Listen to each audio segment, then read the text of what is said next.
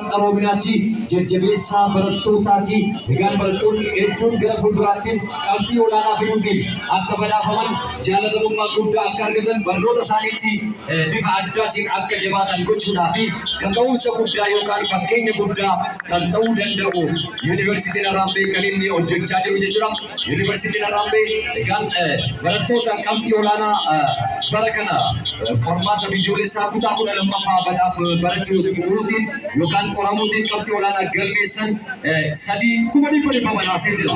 Akkasumas egaa har'as immoo barattoota dabalataa jechuudha. Ijoollee dubaraa qabxii olaanaa fidan 5 dabalataan ni badhaasa. Walumaa gala barattoota 8 bara kana egaa qormaata biyyoolessaa kutaa 12ffaa qoramuutiin qabxii olaanaa galmeessan ni badhaasa jechuudha.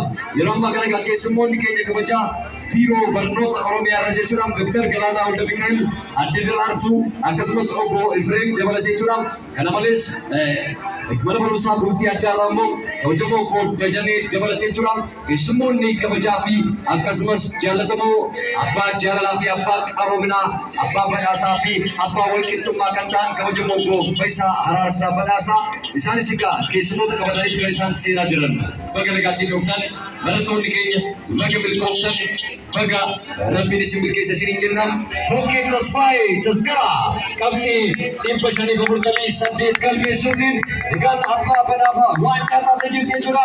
Hundee Tafarii Hoolii qabxii 548 fiduutiin abbaa badhaasaa taatee jirti. Siifannee Fiixaa Hiikaa qabxii 542 warra galmeessan keessaa barattoota warra akka guutummaa biyyattiitiin qabxii olaanaa galmeessanidha. Baga milkooftan yuunivarsiitii Harambee qarshii 1,100 badhaasee jira. Amala kennaa fi akkasumas barattoota guyyaa har'aa dabalataan badhaafaman keessaa dubartoota egaan 5 jechuudha. Isaanis Hawwii Xaasoo Bultii qabxii 539 kan galmeessite. Lootii Yaadataa Ittaanaa qabxii 525 kan galmeessite jechuudha. Kiyyaa Dabalaa Oliiqaa qabxii 524. Alkidaan Baalchaa Cuqqaalee egaan qabxii 523. Isofdink Abbabee Gaaromsaa qabxii 523 warra fidan anneen kanaafis badhaasa qopheessee jira jechuudha. Yuunivarsiitii Harambee abbaa qaroominaa, abbaa jijjiiramaa, abbaa badhaasaa fi abbaa walqixxummaa kan ta'e doofummaa barbadeessuu qaroomina babal'isuu irratti olaantummaa guddaatiin akka guutummaa biyyattiitti kan hojjechaa jiru Yuunivarsiitii Harambee. Abbaan qabeenyaa Yuunivarsiitii Harambee jaallatamaa fi kabajamoo obbo Fayyisaa Araarsaa Badhaasaa egaan barattootaa fi kaka'umsa guddaa kan ta'uu danda'u, fakkeenya guddaa kan ta'uu danda'u, barattoonni gara fuulduraattis qabxii olaanaa fidan akka badhaafamuu danda'an fakkeenya guddaa kan ta'u akka guutummaa biyyattiitti hojii dinqii fi hojii ajaa'ibsiisaa warra hojjechaa jiran keessaa kabajamoo obbo Fayyisaa Araarsaa Badhaasaa nu galateeffadha. Baga nagaatiin dhuftan keessummoonni keenya biiroo barnoota Oromiyaa akkasumas mana barumsaa Bultii Addaarraa jechuudhaan akkasumas barattoota Yuunivarsiitii Harambee akkasumas hojjettoota Yuunivarsiitii Harambee barattoota guyyaa har'aa badhaafamtan hunduu baga milkooftan baga gammaddan. Hamilee nuuf kennaa fi barattoota keenyaaf baga nagaatiin dhuftan.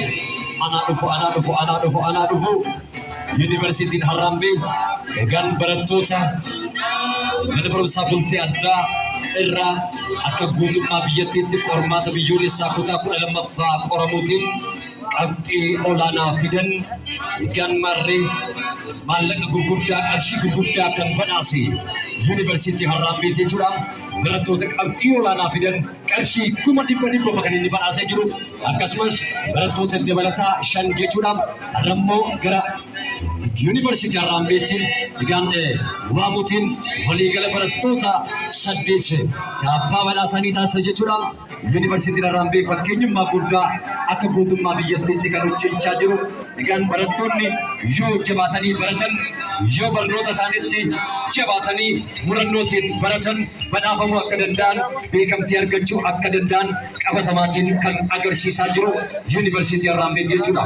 Kanaafuu fakkeenya guddaa irraa argachuu dandeessuun barattoonni keenya gara fuulduraatti qabxii olaanaa fiduu biyya keessanii bu'aa guddaa buusuu akka dandeessan barnoonni egaan maarriif biyya ijaaruu biyya akkasumas biyya badhaadhe taasisuu keessatti kana malees walqixxummaa sabaa fi sablammootaa mirkaneessuu keessatti sirna diimokiraasii dhugaa ta'e lafa qabsiisuu keessatti hojii guddaa kan hojjetu barnoota jechuudha. Lammii barate mirga isaa falmata biyya isaa ijaara jechuutiin akkuma jeneraal Taaddasaa Birruun dubbatan sana qabatamaatiin warra hojii sana argisiisaa jiran keessaa kabajamoo Profeesar Araarsaa Amalee Kennaa fi Yuunivarsiitii Harraambee.